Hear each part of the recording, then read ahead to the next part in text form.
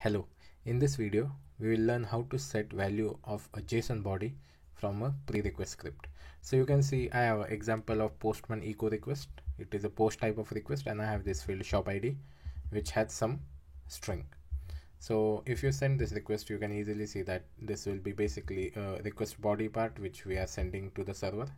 From console log I can show that. But what if I have to set this value from environment variable?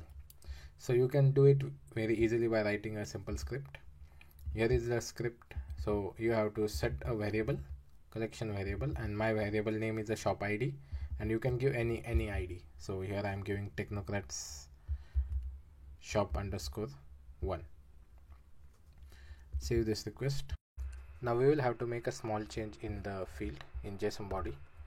So instead of hard-coded value, we will replace it with a placeholder, and this placeholder should be written in double curly brackets and your environment variable name. This is environment variable which we are setting from the script.